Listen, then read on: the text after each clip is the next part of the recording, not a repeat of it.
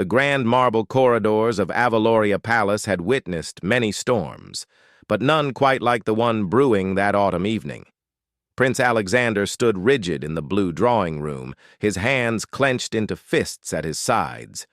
Across from him, Queen Margareta maintained her composure, though her fingers trembled slightly as they gripped her teacup. "You will not speak of my wife that way." Alexander's voice cut through the silence like a blade. The servants who had been arranging flowers near the doorway quickly retreated, sensing the danger in the air.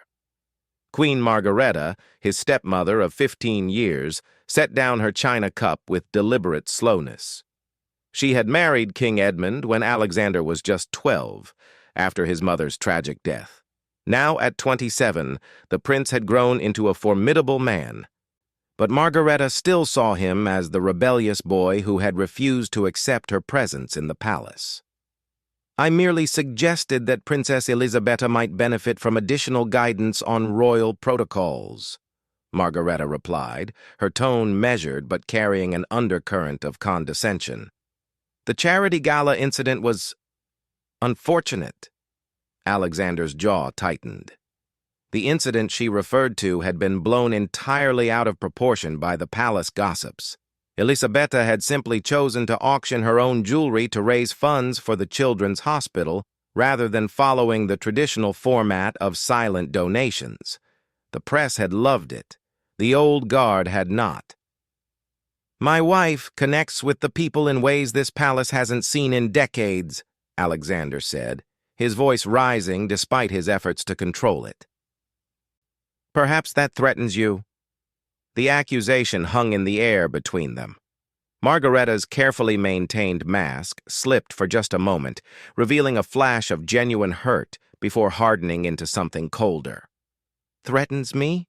she repeated softly. "My dear stepson, I have weathered far greater storms than your wife's modern sensibilities. I am trying to protect her, and you, from the harsh realities of royal life." "Protect?" Alexander laughed bitterly.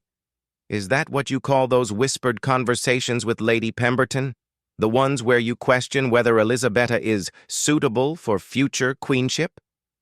Margareta's face paled. She hadn't realized Alexander knew about those private discussions. The palace had eyes and ears everywhere, a lesson she had learned long ago but seemed to have forgotten in her confidence. "How dare you spy on private conversations? How dare you undermine my marriage?" Alexander's voice thundered through the room, causing the crystal chandelier above them to tremble slightly. "For 5 years, you have picked and prodded and criticized everything Elisabetta does. Her charitable work is too hands-on, her public speaking is too emotional, her relationship with the staff is too familiar. Nothing she does meets your impossible standards." Outside the drawing room, several members of the household staff had gathered, drawn by the raised voices. Among them was Mrs. Helena Fitzgerald, the head housekeeper who had served the royal family for 30 years. She shooed the younger servants away, but remained herself, concerned for both parties in this conflict she had seen building for months. Margareta rose from her chair, her own composure finally cracking. "Your mother would have understood the importance of tradition," she said, immediately regretting the words as they left her mouth. The temperature in the room seemed to drop several degrees. Alexander's face went white, then flushed with anger. "Don't you dare!" he whispered, his voice more terrifying in its quietness than his previous shouts. "Don't you dare invoke my mother's memory to justify your petty jealousies." "Petty jealousies?" Margareta's voice rose for the first time. "Is that what you think this is about? I have devoted 15 years of my life to this family, to raising you after your mother died, to supporting your father through his illness, to maintaining the dignity of the crown. And for what? To be cast aside the moment a pretty young thing bats her eyelashes at you?" "Cast aside?" Alexander stepped forward, his height towering over his stepmother. "You have never been cast aside. But you cannot seem to accept that there is room in this palace for more than one woman of influence. Your constant need to control everything and everyone is suffocating." Control? Margareta laughed, but there was no humor in it. You think I control anything? Your father barely speaks to me anymore, lost in his memories of your mother. The court sees me as an interloper, even after all these years. And now you and your wife seek to push me further into irrelevance. At least when I critique Elisabetta's approach, it comes from experience, from knowing what this life demands. Alexander paused, seeing for perhaps the first time the vulnerability behind his stepmother's rigid exterior. But the years of resentment, of watching Elisabetta come to their chambers in tears after another cutting remark from the Queen, had built walls too high to climb in a single moment. Your experience, he said slowly, has made you bitter. You've forgotten that the monarchy must evolve to survive. Elisabetta understands that. She brings warmth where you bring protocol, compassion where you bring criticism. And what happens when warmth isn't enough? Margareta shot back. When compassion is seen as weakness by those who would see the monarchy fall? You think I don't see the articles, the social media campaigns calling for abolition? You think your wife's charm will be enough when real challenges come? At least she's trying to build bridges rather than walls. Alexander's voice rose again. Every initiative she proposes, you find a reason to block it. Every appearance she makes, you find fault. You've turned what should be a partnership into a battlefield. The sound of footsteps in the corridor made both of them freeze. King Edmund appeared in the doorway, leaning heavily on his walking stick. At 68, the years had taken their toll, but his presence still commanded immediate attention. Enough, he said quietly, but the single word carried the weight of absolute authority. I could hear you from my study on the other side of the palace. Both Alexander and Margareta had the grace to look ashamed, like children caught fighting by a parent. Your Majesty, Margareta began, but Edmund raised his hand. I said enough. He entered the room slowly, his keen eyes taking in the scene, his wife's flushed face, his son's defensive posture, the general air of discord that had poisoned the atmosphere. Sit, both of you. They obeyed, Alexander throwing himself into a chair with barely controlled agitation while Margareta resumed her seat with practiced grace, though her hands still trembled. Edmund lowered himself carefully into his favorite armchair, wincing slightly at the movement. The arthritis was getting worse, though he refused to let the public see his weakness. Now, he said, looking between them, would someone care to explain why my family seems intent on providing entertainment for the staff, and no doubt, tomorrow's gossip columns? Alexander opened his mouth, but Edmund silenced him with a look. Margareta, you first. The Queen straightened her shoulders. I was merely offering guidance regarding Princess Elisabetta's approach to her royal duties. Alexander took offense. Guidance? Alexander scoffed. She was— You'll have your turn, Edmund interrupted firmly. Continue, Margareta. The princess means well, Margareta continued, choosing her words carefully. But her informal approach to royal engagements, while popular with some demographics, risks undermining the dignity and distance necessary for the monarchy's survival. I have tried repeatedly to help her understand this, but my efforts are consistently rebuffed and, as you just witnessed, met with hostility. Edmund nodded slowly, then turned to his son. Alexander? The prince leaned forward, his passion evident in every line of his body. Father, for 5 years, Margareta has made Elisabetta feel unwelcome in her own home. Every decision is questioned, every gesture criticized. My wife has brought more positive attention to the royal family than we've had in decades. She's modernizing our image, connecting with younger generations, showing that we're not just relics in a palace.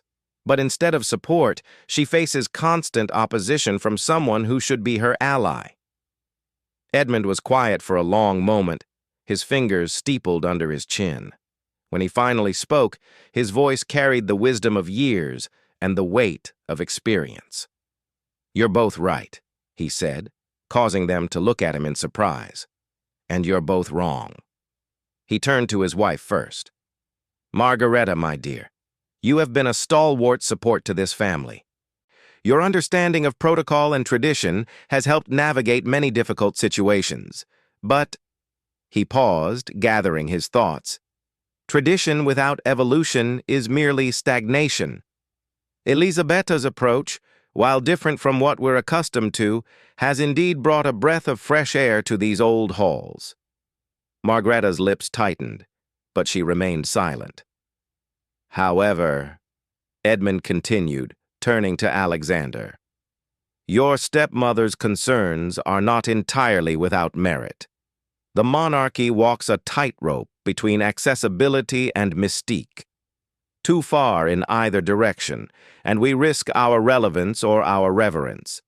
Margareta's experience in these matters should not be dismissed so readily."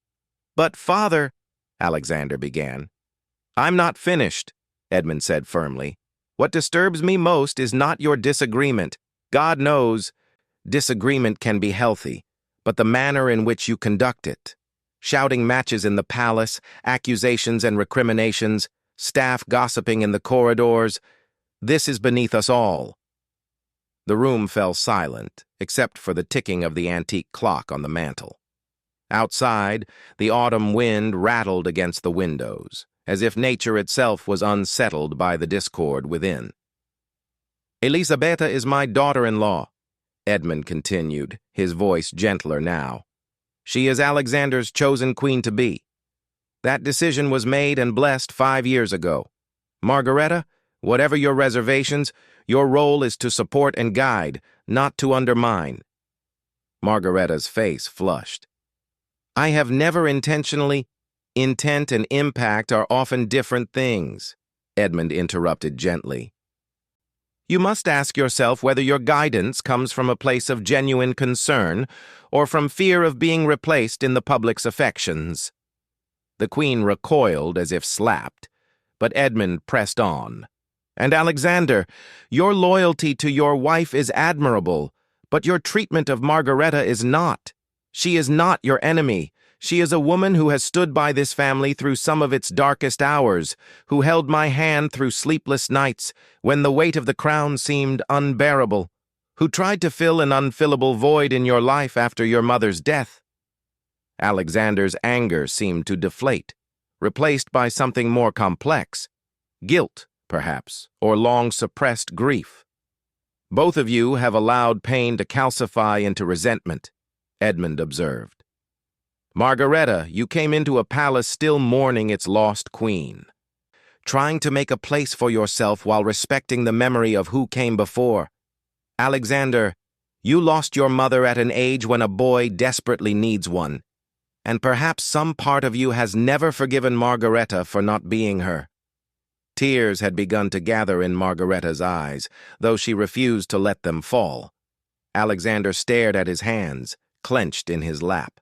"And now," Edmund continued, "Elisabeta has become the battlefield on which you fight these old wars. That's unfair to her, unfair to yourselves, and damaging to the institution we all serve." The king struggled to his feet, waving away Alexander's instinctive move to help. "I won't be here forever," he said bluntly. "My health, well, we all know the reality. When I'm gone, Alexander, you'll need all the support you can get. A kingdom divided against itself cannot stand." He moved toward the door, then paused. "I'm calling a family dinner tomorrow evening. All of us, including Elisabeta. We will break bread together like civilized people, and we will begin the work of healing these wounds. Is that understood?" Both Alexander and Margareta nodded, not meeting each other's eyes. "Good." Edmund's expression softened slightly. "You know your mother," he said to Alexander, "would have liked Elisabeta. They share the same spirit, the same desire to use their position for good. But she also would have valued Margareta's strength and dedication to this family." With that, he left them alone in the drawing room, the weight of his words hanging heavy in the air. For several minutes, neither Alexander nor Margareta spoke. The anger that had fueled their confrontation had dissipated, leaving behind a raw, uncomfortable awareness of truths spoken and wounds exposed. Finally, Margareta broke the silence. "I never meant to make her feel unwelcome," she said quietly. "I see so much of myself in her, you know. A young woman trying to find her place in this overwhelming world.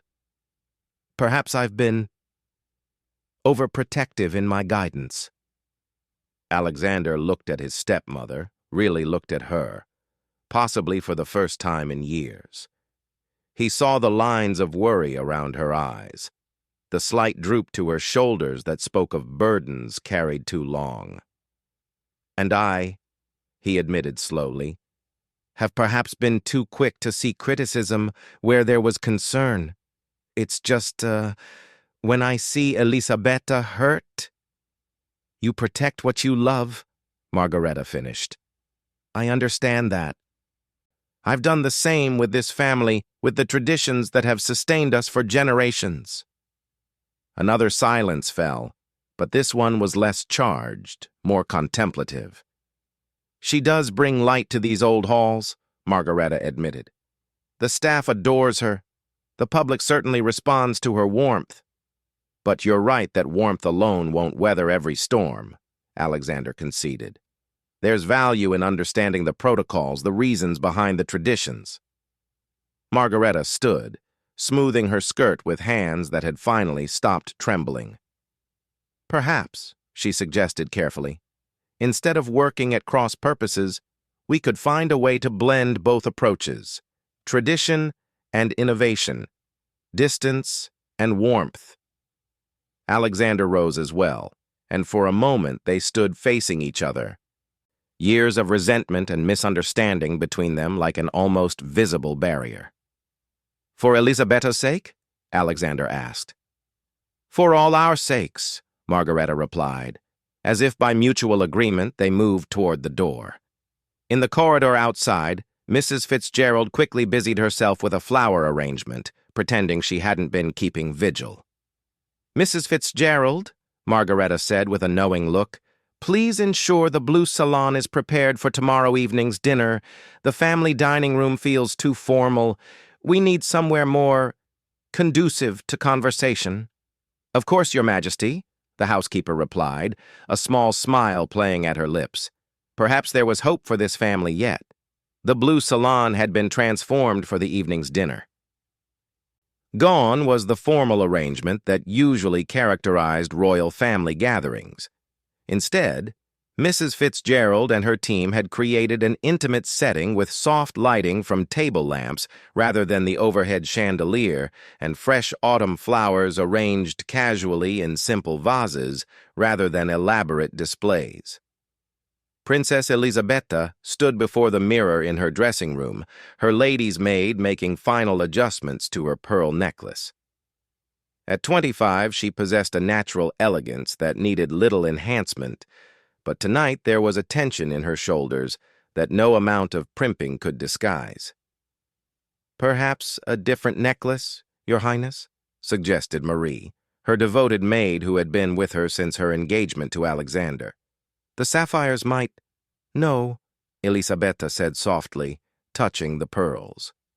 "These were a wedding gift from Queen Margareta. I think tonight they're appropriate." Marie nodded, understanding the gesture. The entire household knew about yesterday's confrontation between the prince and queen. News traveled fast in palace walls, carried on whispers and worried glances. A knock at the door interrupted Elisabetta's thoughts.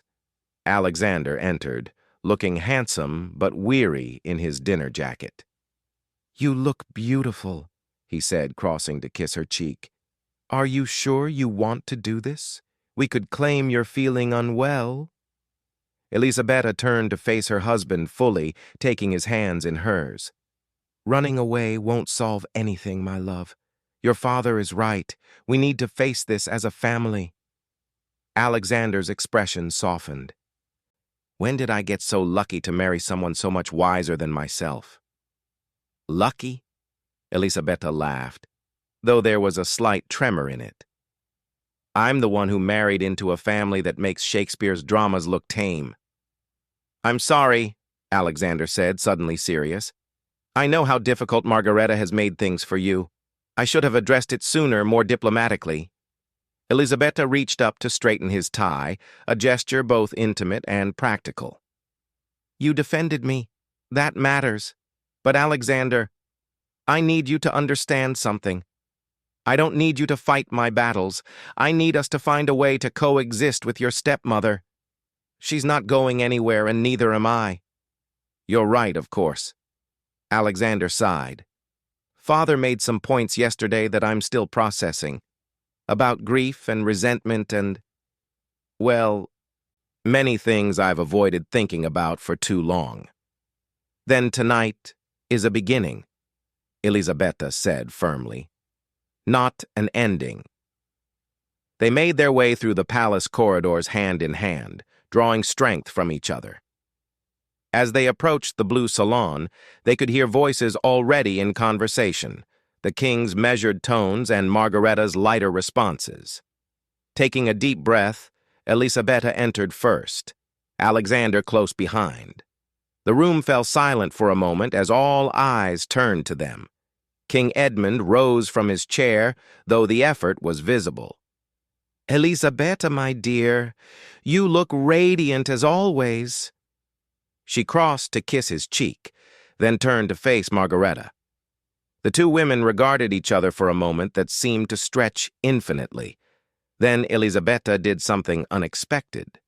She curtsied, not the formal, barely there dip that protocol demanded between them, but a deeper, more respectful gesture. Your Majesty, she said softly, thank you for the invitation to dine together. Margareta's eyes widened slightly, clearly noting the pearl necklace. Please, she said, her voice catching slightly. In private, I do wish you would call me Margareta. It was an olive branch, tentatively extended.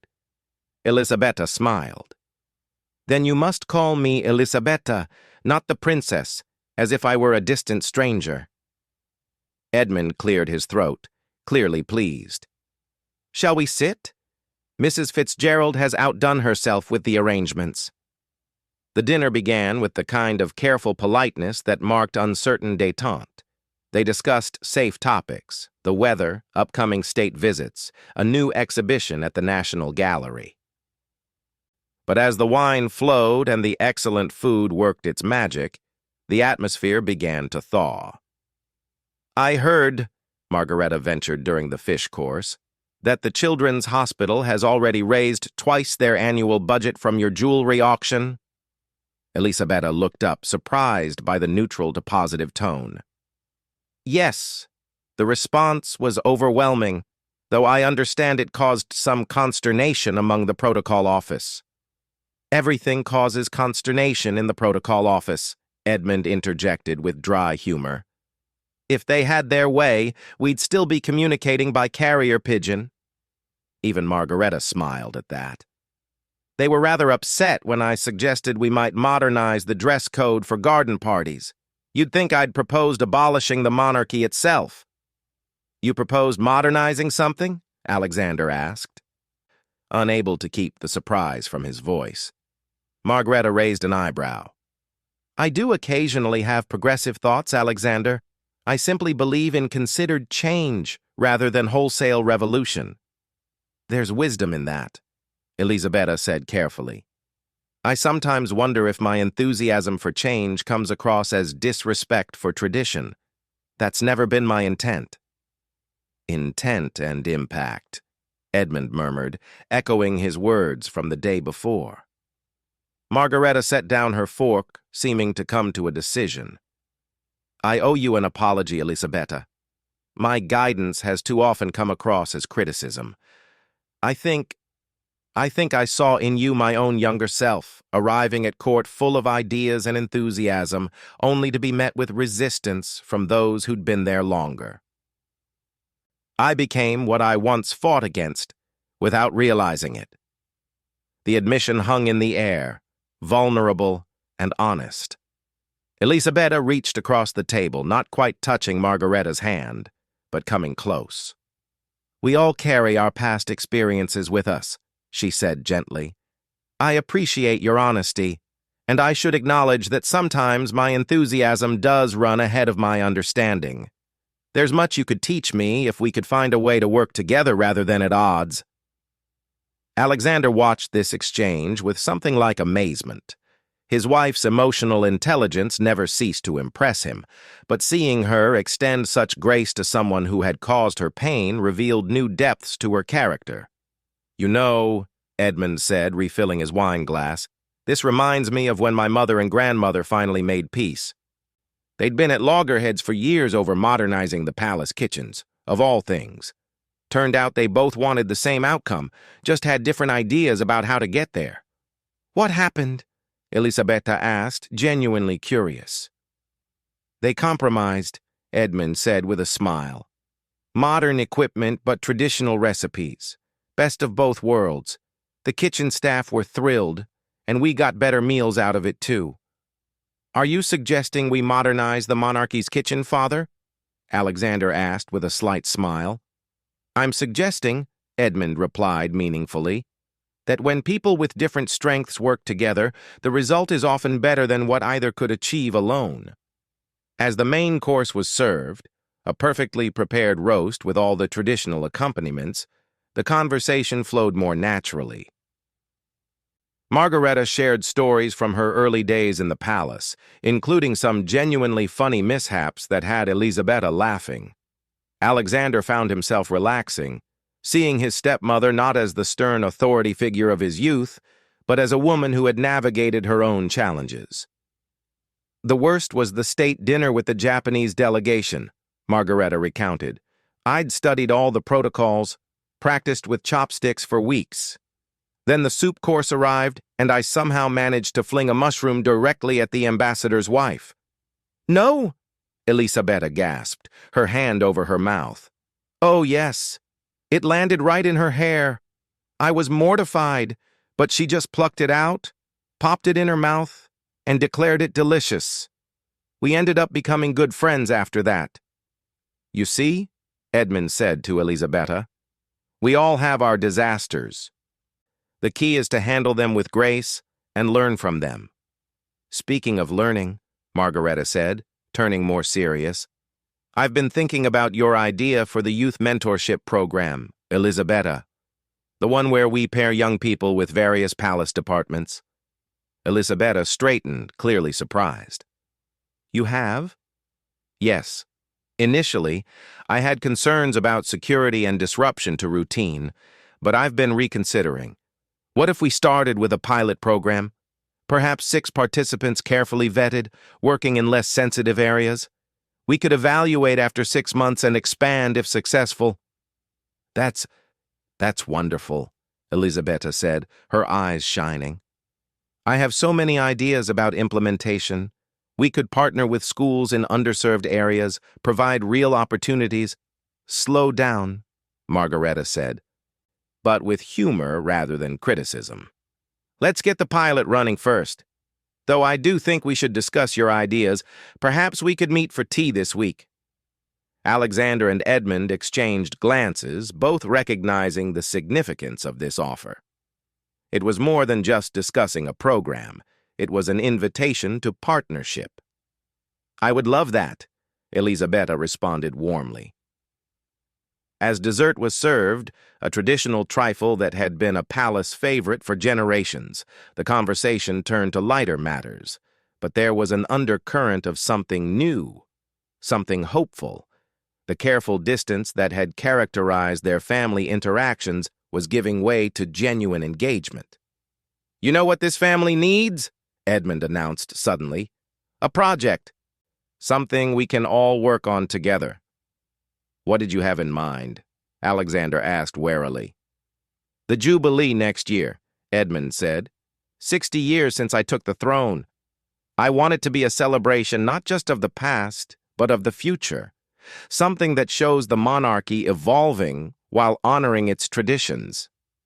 That's only 8 months away, Margareta pointed out. These things usually take years to plan. Then we'll have to work efficiently, Edmund replied with a grin. Margareta, you understand the protocols and traditions better than anyone. Elisabetta, you have your finger on the pulse of what the people want to see. Alexander, you'll be king one day. This is your chance to shape how that transition is perceived. What about you? Alexander asked his father. I'll do what I do best, Edmund said with self-deprecating humor. Show up and try not to fall asleep during the ceremonies. That broke the remaining tension, and they all laughed. As the evening progressed, they began brainstorming ideas for the Jubilee. Margareta suggested incorporating historical elements that hadn't been seen in decades. Elisabetta proposed interactive exhibits where people could learn about the monarchy's evolution. Alexander focused on making events accessible to all economic levels, not just the elite. What if, Elisabetta said excitedly, we had a series of smaller celebrations in different regions, not just London? Bring the Jubilee to the people instead of expecting them all to come to us. Margareta started to shake her head, then paused. Actually, that could work. If we planned the logistics carefully, had proper security protocols, we could highlight local charities and organizations in each region, Alexander added, warming to the idea. Show the monarchy's connection to all parts of the kingdom. And perhaps, Margareta suggested thoughtfully, we could have traditional elements at each event but presented in contemporary ways. Honor the past while embracing the present. Edmund watched his family collaborate with deep satisfaction. This was what he had hoped for, not just a cessation of hostilities, but actual cooperation. He caught Mrs. Fitzgerald's eye as she supervised the clearing of dessert plates, and she gave him a small nod of approval. As the evening wound down, there was a moment when Elisabetta excused herself to the powder room. Margareta followed a moment later, and the men held their breath, wondering if the fragile peace would hold without their moderating presence. In the elegant bathroom, Elisabetta was touching up her lipstick when Margareta entered. Their eyes met in the mirror, and for a moment, neither spoke. "The pearls look lovely on you," Margareta said finally. "They were my grandmother's. I wanted you to have something with history when you joined our family."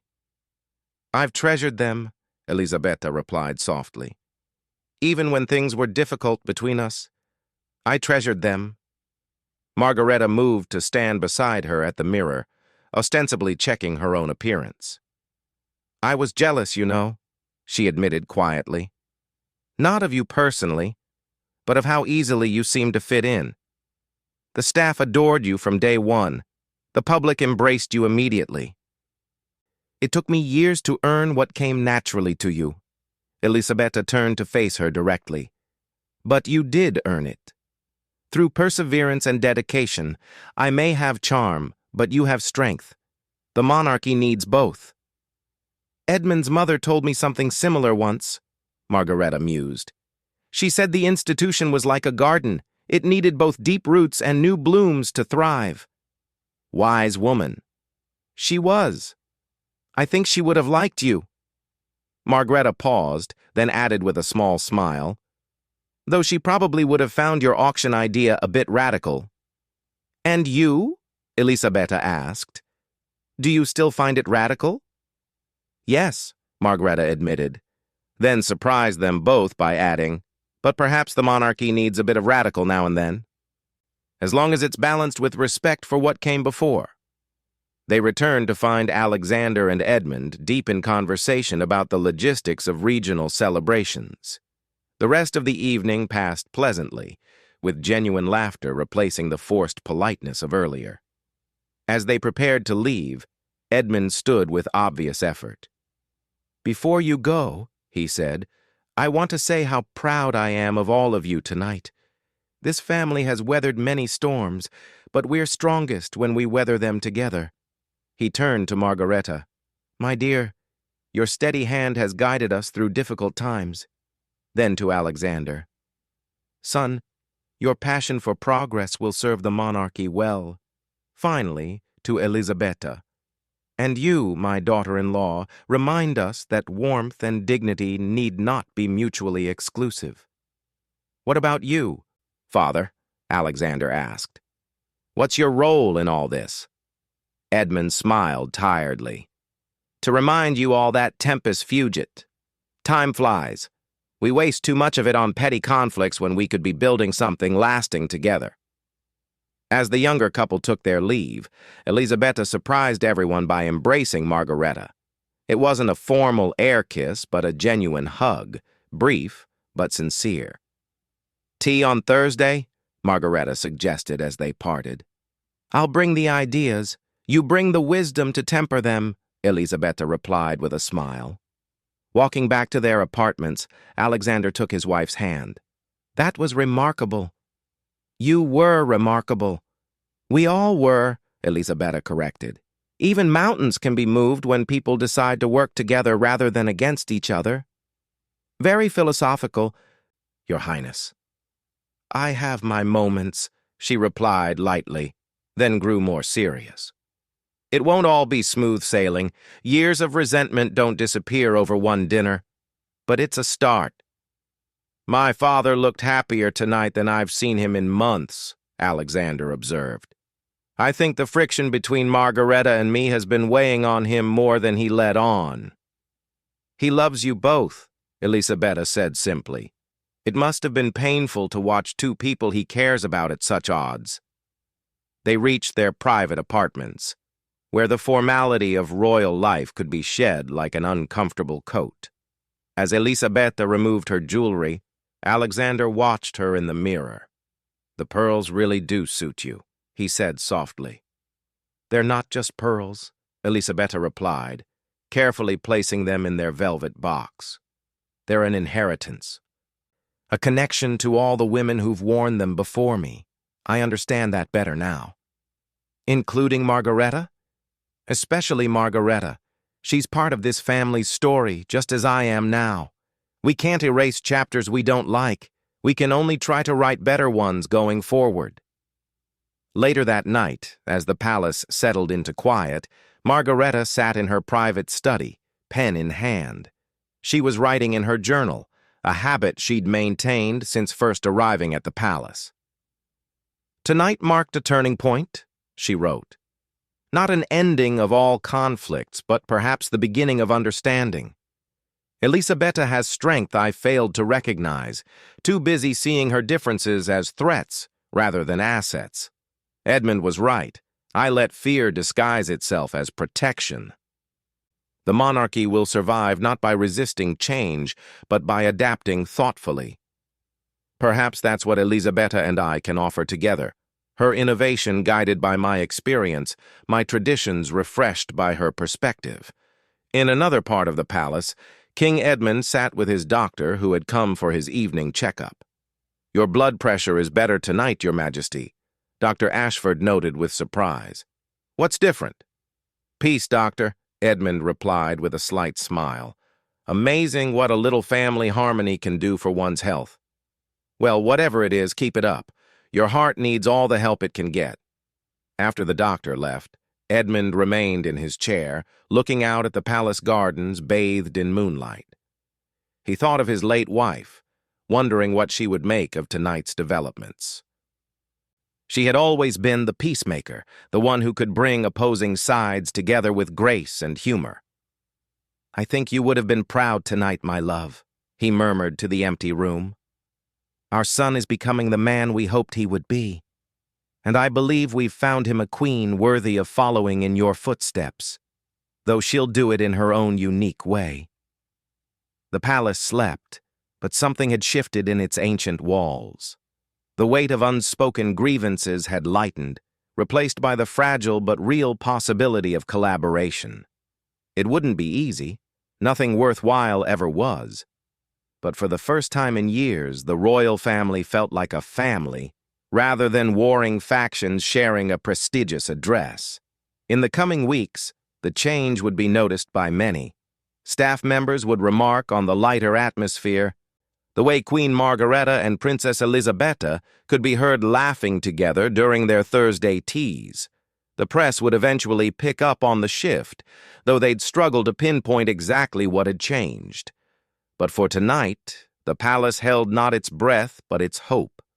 Hope that bridges built over dinner conversation and honest admissions could bear the weight of a monarchy in transition, a family in healing, and a future that honored both tradition and transformation. 6 months had passed since that pivotal dinner in the Blue Salon.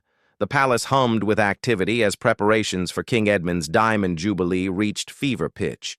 In the grand ballroom, which had been converted into a central planning hub, maps of the kingdom covered every wall, marked with pins showing the locations of planned celebrations. Princess Elisabetta stood before a large board, surrounded by a mix of young staffers and seasoned protocol officers. The integration hadn't been seamless at first, but her Thursday teas with Margareta had evolved into joint planning sessions that bridged the gap between innovation and tradition. "The Manchester event is confirmed for the 15th, announced James, one of the youth mentorship program participants who had proved invaluable in coordinating with local organizations. "The community center can accommodate 3,000, and the local schools are preparing performances." "Excellent," Elisabetta said, making notes. "And the charity partnerships?"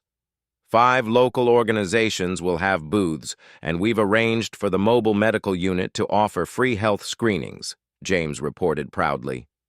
The door opened, and Queen Margareta entered carrying a tea service herself, a gesture that would have been unthinkable 6 months ago. The staff started to rise, but she waved them down. "Please don't let me interrupt. I thought you could all use some refreshment." She set the tray down and surveyed the organized chaos with approval.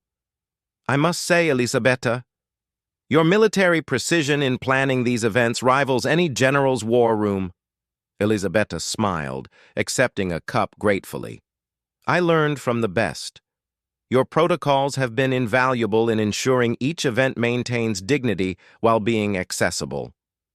It was true. The 2 women had found a rhythm in their collaboration that surprised everyone, including themselves. Margareta's deep knowledge of precedent and protocol provided the framework, while Elisabetta's creativity and connection to contemporary culture filled in the details. "Has Alexander approved the budget modifications?" Margareta asked, settling into a chair with her own tea. "He's reviewing them now. The additional security for the regional events is costly, but he agrees it's necessary." Elisabetta paused, then added with a slight grimace, "Though we've hit a snag with the Birmingham celebration." Margareta raised an eyebrow. "Oh?" "The venue we selected has been damaged in last week's storms. We need an alternative, and quickly. The advance team is already en route." "What about Warwick Castle?" Margareta suggested after a moment's thought. "It's nearby, has the capacity, and the historical significance would add weight to the occasion." "Wouldn't that be too formal?" "We specifically wanted these events to feel approachable. Not if we use the grounds rather than the interior. Set up pavilions, have the celebrations outdoors. Medieval meets modern." Margareta smiled slightly. "Besides, the Earl of Warwick owes me a favor from when I helped smooth over that incident with his son at Eton." Elisabetta laughed. "You never cease to surprise me with your network." 50 years of royal service has its advantages," Margareta replied dryly. "Shall I make the call?" As Margareta stepped aside to phone the Earl, Alexander entered the ballroom, looking harried but energized. The planning had given him purpose, a tangible way to prepare for his future role while supporting his father. "Crisis averted?" he asked, kissing Elisabetta's cheek and noting Margareta on the phone. "Being averted as we speak. Your stepmother is calling in favors." Alexander shook his head with amusement. 6 months ago, I wouldn't have believed it possible. You 2 working together like this." "People change," Elisabetta said simply. "Or perhaps they just finally see each other clearly." Margareta returned, looking satisfied. Warwick Castle is ours for the Birmingham celebration. The Earl is actually delighted. Apparently, his grandson is one of your mentorship program participants, James Henderson. That's me, Your Majesty, one of the young men piped up, flushing with pleasure. He speaks very highly of the experience, Margareta told him warmly. Now then, let's discuss the ceremonial elements for each location. They worked through lunch, the atmosphere collaborative and focused. When disagreements arose, and they still did, they were handled with newfound respect. Margareta advocated for maintaining certain traditional elements that Elisabetta initially resisted, but she explained their historical significance in ways that made their inclusion feel meaningful rather than stuffy. Conversely, Elisabetta pushed for interactive elements that made Margareta nervous, but she demonstrated how they could be implemented without sacrificing dignity. The youth mentorship participants, emboldened by the inclusive atmosphere, offered their own perspectives, which often bridged the generational gap. As afternoon gave way to evening, King Edmund made one of his increasingly rare appearances outside his private chambers. His health had continued to decline, though he insisted on being involved in the Jubilee planning. "My word," he said, surveying the scene. "It looks like a command center in here." Everyone rose respectfully, but he waved them back down, moving slowly to examine the plans spread across the tables. "Tell me about Cardiff," he requested, and James eagerly explained their plans for incorporating Welsh cultural elements into that celebration. Edmund listened intently, occasionally asking pointed questions that revealed his sharp mind remained undiminished by physical frailty. When the presentation finished, he nodded approvingly. "This is exactly what I hoped for," he said. "A celebration that honors our history while embracing our future." He looked between Elisabetta and Margareta, and seeing you two lead this together, well, it's the best gift I could receive for my Jubilee. Later that evening, the family gathered for a private dinner, a weekly tradition that had emerged from that first reconciliation meal. These dinners had become sacred time, protected from outside intrusions and focused on their connections as family rather than titles. "I received an interesting call today," Edmund announced over the soup course. "From the Prime Minister. He's concerned about Republican sentiment and worried the Jubilee might become a flashpoint for protests." Alexander frowned. "The polling shows strong support for the celebrations." "Overall, yes," Edmund agreed. "But there are pockets of dissent, particularly in economically struggling areas. He fears they might use our celebrations as a platform."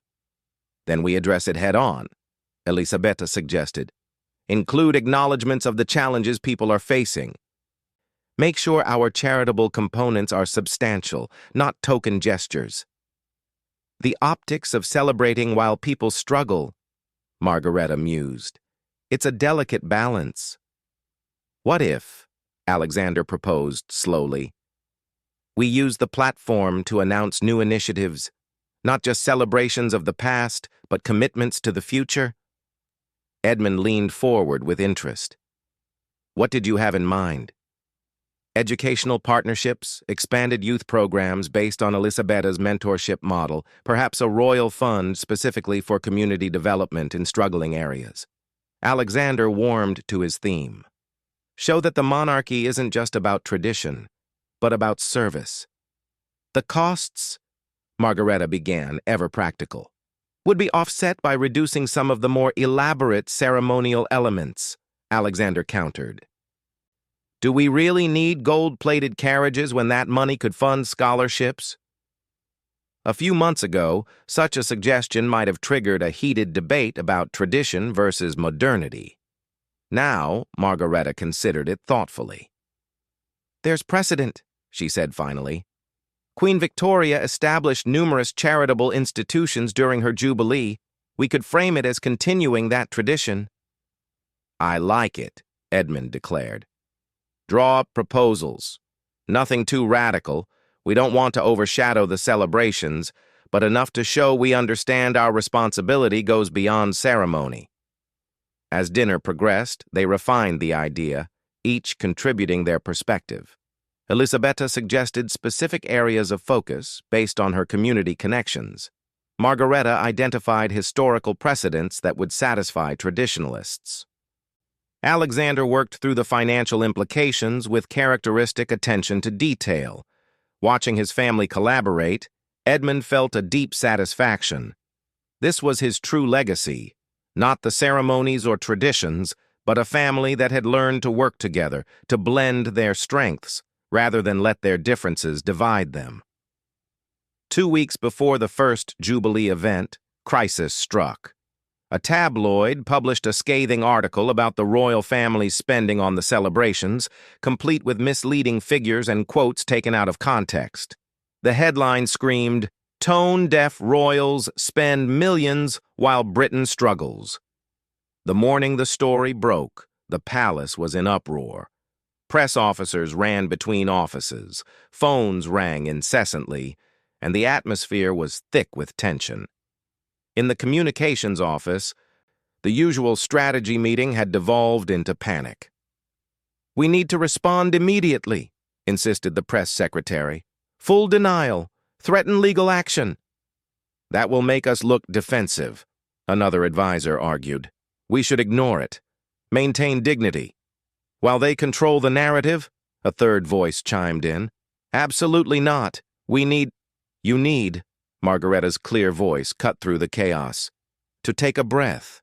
She entered with Elisabetta and Alexander, the three of them presenting a united front that immediately commanded attention.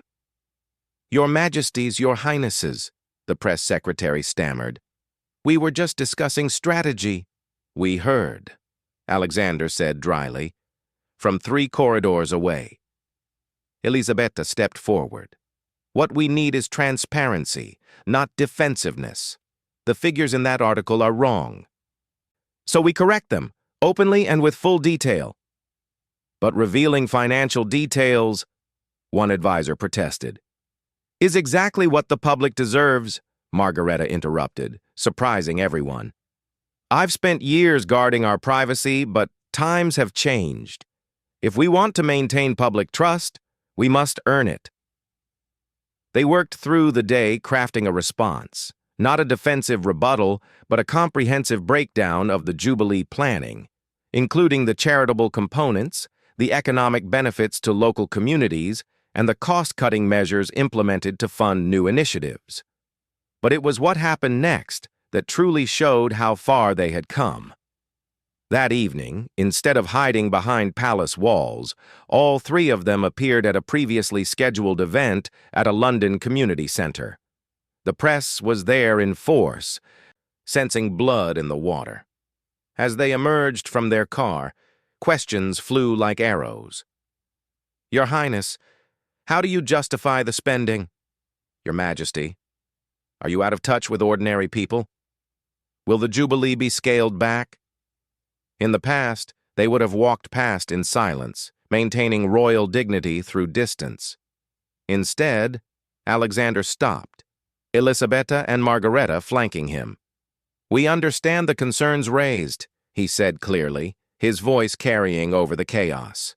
"That's why we've published full details of the Jubilee planning, including how funds are being allocated. What wasn't mentioned in today's article is that over 60% of the budget is going directly to local communities through various programs." Additionally, Elisabetta added, stepping forward, "each celebration will launch new initiatives designed to provide lasting benefit long after the Jubilee ends. Education programs, community development funds, youth opportunities, these aren't just celebrations, but investments in our nation's future." A reporter pushed forward. "Queen Margareta, you've been criticized for being out of touch. How do you respond?" Margareta, who once would have bristled at such directness, met the reporter's eyes steadily. "I respond by acknowledging that criticism and working to address it. That's why Princess Elisabetta and I have spent months visiting communities across the kingdom, listening to concerns and incorporating them into our planning. The monarchy must evolve with the times while honoring its purpose, to serve. Inside the community center, they proceeded with the event, a youth talent showcase that was part of Elisabetta's expanded mentorship program. The performers, ranging from 8 to 18, had prepared for weeks. What the press saw that evening was not three separate royals maintaining careful distance, but a united family. Margareta chatted easily with parents, her formality tempered by genuine warmth. Elisabetta moved through the crowd with natural ease, remembering names and asking after siblings and sick grandparents. Alexander discussed the technical aspects of a sound system with teenage musicians, his knowledge surprising them. When 8-year-old Amara forgot her lines during a poetry recitation, freezing on stage with tears threatening, it was Margareta who rose from her seat. The Queen of England crossed to the little girl, knelt beside her, an image that would make front pages worldwide, and whispered encouragement. Together they finished the poem, Margareta's cultured voice blending with Amara's wavering one. The evening was a triumph, not because it was perfectly orchestrated, but because it was genuinely authentic. The negative headlines from the morning were overshadowed by images of the royal family connecting with their subjects in meaningful ways. Back at the palace that night, Edmund waited for them in his study. Despite his frailty, he had insisted on staying awake for their report. "Well?" he asked as they entered, still energized from the evening. "See for yourself," Alexander said, showing him the preliminary press coverage on his tablet. The narrative had shifted completely. "Unity in crisis," read one headline.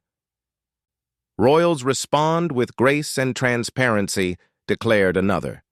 But it was a photo that made Edmund smile most broadly. Margareta kneeling beside little Amara, two queens of different generations sharing a moment of simple human connection. "You know what this reminds me of?" Edmund said softly. "Your mother, Alexander. She had that same ability to make people forget they were meeting royalty and remember they were meeting a human being." He looked at Margareta. "And you, my dear, showed tonight that protocol and warmth need not be enemies. That little girl will remember your kindness forever." "She was terrified," Margareta said, emotion coloring her voice. "I remember being that frightened once, at my first state dinner. Your mother," she looked at Alexander, "did something similar for me, helped me through it with quiet grace. I'd forgotten that until tonight." Edmund reached for her hand, then extended his other to Elisabetta. Alexander completed the circle, and for a moment they stood united, drawing strength from each other. "The Jubilee will come and go," Edmund said quietly. "The celebrations will end, the bunting will come down, the events will become memories. But this family we've built, this unity we've forged, this is what will endure." The first regional Jubilee celebration took place in Manchester on a crisp spring morning. The community center was transformed with a perfect blend of traditional bunting and modern installations. Local school children performed alongside professional musicians. Food trucks served both fish and chips and cuisines reflecting the area's diverse population. Elisabetta and Margareta worked the crowd together, their partnership now seamless. When protesters appeared with signs about royal spending, instead of having security remove them, Elisabetta approached them directly, with Margareta at her side. "We hear your concerns," Elisabetta said simply. "That's why today we're announcing that this center will receive a permanent royal endowment, ensuring it can continue serving this community for generations to come." The lead protester, a young woman named Sarah, looked skeptical. "And what about other communities? What about the food banks that are overwhelmed? The families choosing between heating and eating?" Margareta stepped forward. "You're absolutely right to raise these issues. The monarchy cannot solve all of society's problems, but we can use our platform to highlight them and our resources to help address them. Would you be willing to meet with us after this event? We'd like to hear more about the specific challenges your community faces. It was a risky move. Royals didn't typically engage directly with protesters, but the sincerity in their approach disarmed the situation. Sarah agreed, and that impromptu meeting led to a series of community forums that would influence royal charitable giving for years to come. As the Jubilee Tour progressed across the kingdom, each event built on the last. In Birmingham, the celebration at Warwick Castle featured a medieval fair that employed hundreds of local artisans and performers. In Cardiff, Welsh language and culture were centered in ways that strengthened ties with a sometimes skeptical population. In Edinburgh, Scottish traditions were honored while announcing new education partnerships with local universities. Alexander grew into his future role with each event, learning to balance authority with approachability. He watched his wife and stepmother work together and saw a model for his own future reign, one that honored the past while embracing necessary change. 3 days before the culminating celebration in London, Edmund took a turn for the worse. The family gathered at his bedside, the Jubilee suddenly seeming unimportant compared to these precious moments. "Don't you dare cancel it," Edmund said, weakly but firmly. "This is bigger than me now. It's about showing the nation what the monarchy can be. Unified, service-oriented, connected to the people." He looked at each of them in turn. "Margareta, you've shown that tradition and evolution can dance together beautifully. Elisabetta, you've brought warmth and authenticity that opened hearts and minds. Alexander, you've demonstrated the leadership that will serve this nation well." His breathing was labored, but his eyes remained bright. "Whatever happens, the Jubilee must go on. Promise me." They promised, though their hearts were heavy. Edmund rallied enough to watch the London celebration from his bed, surrounded by his family. The event was spectacular, a perfect fusion of pageantry and accessibility. The mall was lined not just with flags, but with booths showcasing charities and community organizations from across the kingdom. The concert featured both classical musicians and contemporary artists. The youth mentorship participants served as ushers and guides, their pride evident. In her speech, Margareta paid tribute to Edmund's vision of a monarchy that served its people. Elisabetta spoke movingly about the communities they'd visited and the initiatives launched. Alexander announced the establishment of the King Edmund Foundation, which would continue the work begun during the Jubilee. But it was the unscripted moment that captured the true spirit of the celebration. As the royal family stood on the balcony waving to the crowds, Margareta reached for Elisabetta's hand. The younger woman squeezed it, and Alexander placed his arms around both of them. The image, a family united not by obligation, but by genuine affection, became the defining photo of the Jubilee. King Edmund passed peacefully 2 weeks later, surrounded by his family. The nation mourned, but also celebrated a monarch who had shepherded the institution through challenging times and left it stronger than he found it. At the funeral, Margareta and Elisabetta stood side by side, supporting each other in grief as they had learned to do in purpose. When Elisabetta's composure briefly cracked during the service, it was Margareta who discreetly passed her a handkerchief and squeezed her hand.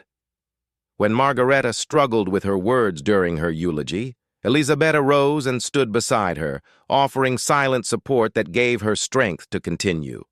Alexander, now king, drew on both women's strengths as he navigated his first days of rule.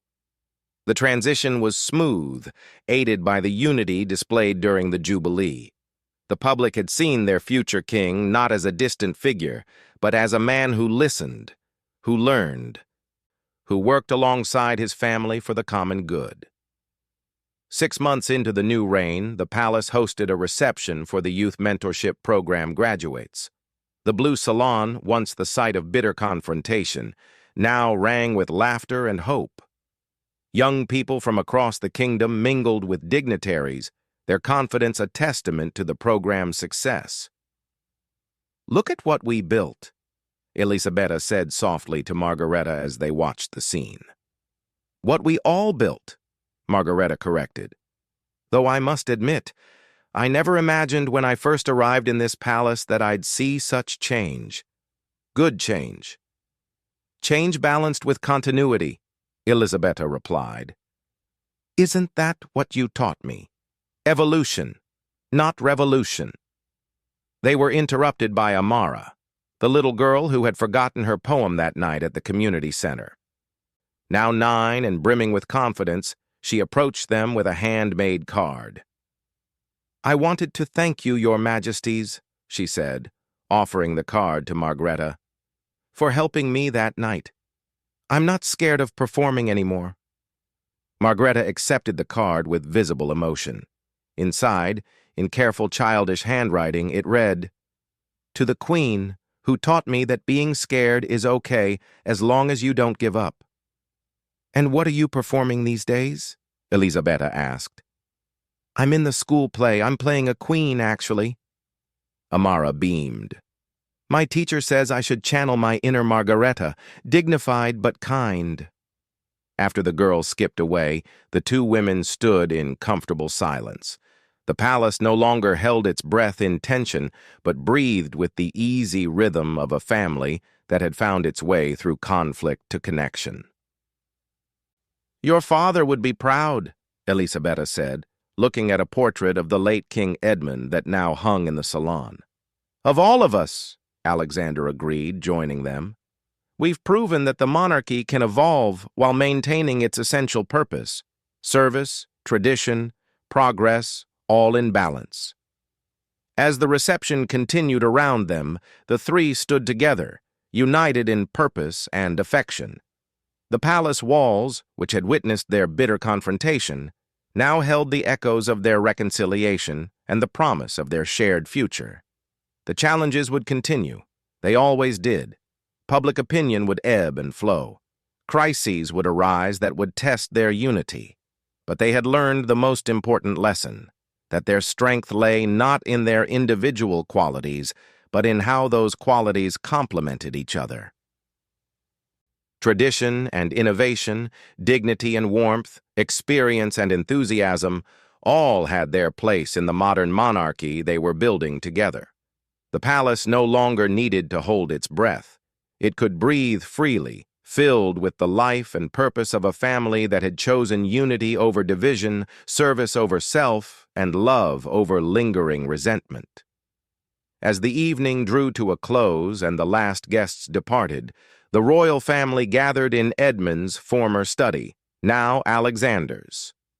The new king poured drinks, a simple whiskey, Edmund's favorite, and they toasted the man who had pushed them to be better than their grievances. "To King Edmund," Alexander said, raising his glass. "Who knew that sometimes the greatest act of leadership is insisting that people sit down to dinner together?" "To family," Margareta added, "in all its complicated, challenging, ultimately rewarding forms." "To the future," Elisabetta concluded, "built on the foundation of the past, but not imprisoned by it." They drank, and in the comfortable silence that followed, the palace seemed to sigh with contentment. The breath it had held for so long had been released, replaced by the steady rhythm of a household at peace with itself, and ready for whatever challenges lay ahead. Outside, London sparkled in the night, unaware of the quiet moment of grace taking place within the palace walls. But they would see its effects in the years to come, in a monarchy that served with both dignity and accessibility, that honored tradition while embracing necessary change, that led with the united strength of a family that had learned to transform conflict into collaboration. The palace no longer held its breath. It had learned to breathe, to live, to evolve. And in that evolution lay the promise of its endurance, carried forward by three people who had discovered that their differences were not weaknesses to be overcome, but strengths to be woven together into something far greater than the sum of its parts.